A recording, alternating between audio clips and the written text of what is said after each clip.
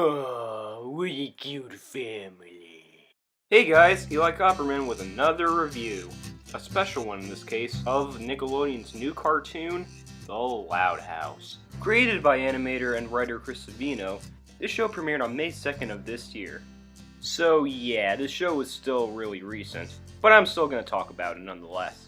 Especially because it's a request from a very special friend of mine. So, what are my thoughts on The Loud House?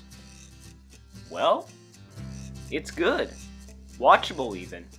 It's not great, but it's still good, especially compared to some other Nick shows.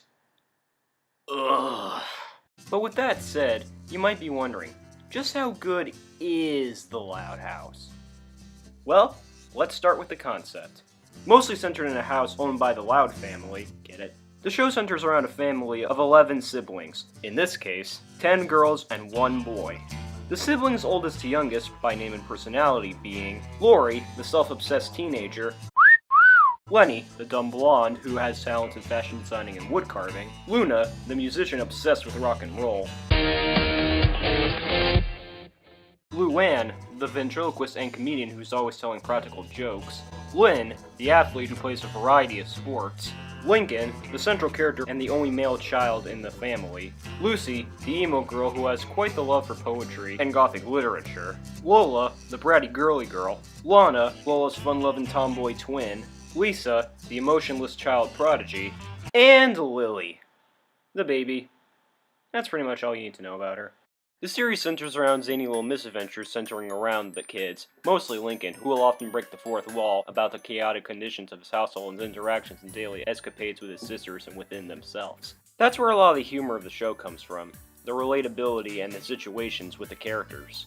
While the show does have some plots that have been done before many times, it will often add a different little twist to them every now and then, just to spice things up.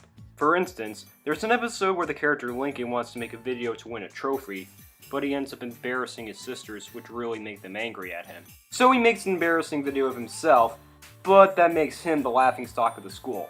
But at least it makes his sisters proud. In a good way, that is.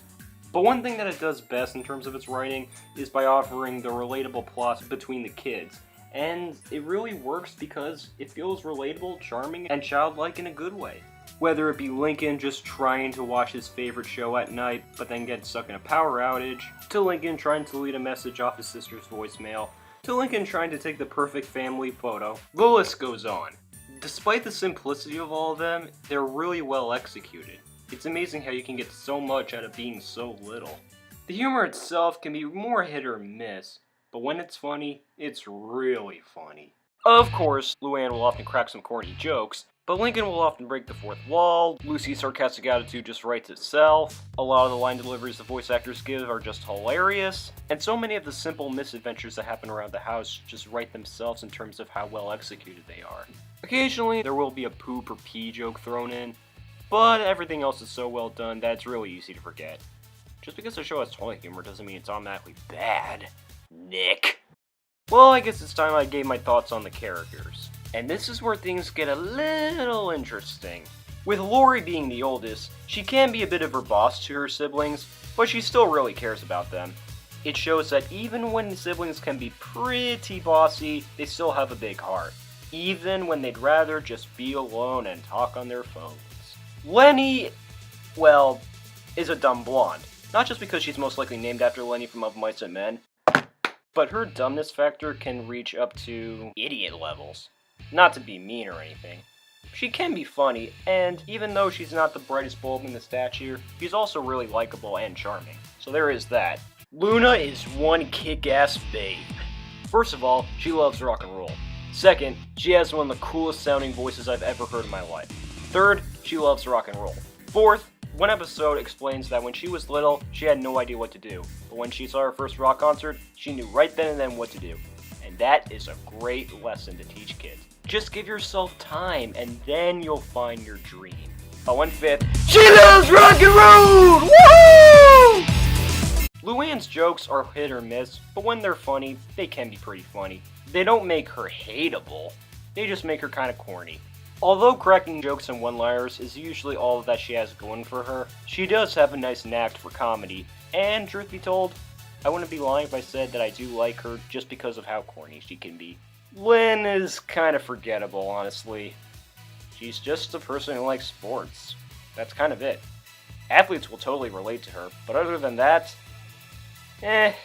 she's not hateable by any means. She just doesn't really offer much on the table. So, next! Lucy is just hilarious. She's one of those emo characters who's so sarcastic that it's just enjoyable, and despite her dark presence, she really knows how to be there. Oh, and the references she makes to the macaw and all that emo stuff sure is a lot of fun to listen to. She may be emotionless, but she sure is funny. Make a spin-off show of her. I will watch that all the time. Lola and Lana are okay, but Lola just acts too much like a prima donna, and Lana just acts too much like Phil and Lil from the Rugrats. Plus, even though she's a tomboy, that's all she has going for her. Look, that's all I can really say about them. The less I waste my time on them, the better. Next. And Lily, well, she's a baby, that's it. Next. And finally, we have Lincoln. Nah, as much as I love to talk about him, I am talking about this Lincoln. Now, this is the guy that I gotta talk about the most. Why? Well, because he's the central character of the series. Being the only male child in a family of 10 sisters, it's understandable why he'd struggle on in his life. But he is used to it, and truth be told, and it even says in the theme song, he wouldn't trade his sisters for the world because they're all family, and he loves them. I also love his constant fourth wall gestures. I always loved those, especially when it's coming from someone who's in pre-adulthood. Looking at you, Ferris Bueller. And one more thing I love about this guy, the stuff he does. Whether it be just trying to watch a TV show, getting into a small argument with a sister, trying to go into a rock band, whatever it is, it's well executed just from the help of his sisters, or him just trying to live his daily life. Nice. As for Lincoln's friend Clyde, he's okay. Usually he just spends most of his time just fantasizing about Lincoln's sister Lori, but he's passable, and I love his design. And Lori's boyfriend Bobby Santiago is okay. He's usually just there. Yeah, he's pretty forgettable. Next. Boy, if I had a nickel for every time I say. And finally, there's the parents themselves. I think we should see more of them. I know the point is to mainly see it through the kids' eyes, but don't you think a little more guidance and proper control would have been more satisfactory? They usually just appear whenever, just to give the kids some guidance and stuff, and that's kind of it. Oh well, they're still good parents. They know when to come in. And no, we never see their faces. Thanks, Chris Savino, for making such lovable characters. As for the art style, the animation looks like it came right out of a comic strip. Heck, I wouldn't be surprised if this was originally going to be a comic strip and then Chris Savino decided to make it into an animated series because he had more experience.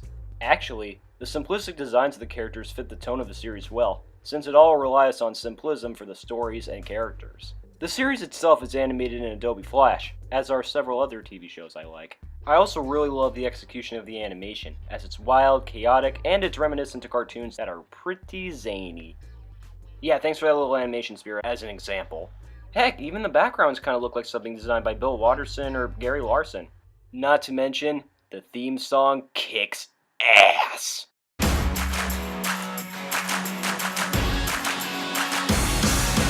Crashing through the crowded halls, dodging girls like ping pong balls, just to reach the bathroom on time. Leaping over laundry piles, diapers you can smell for miles. Guy's gotta do what he can to survive. In the roundhouse, in the roundhouse. Hell yeah! Can't get enough of that. Sorry if I'm talking over this. If you want to pause this review and watch the actual theme song, feel free to do so.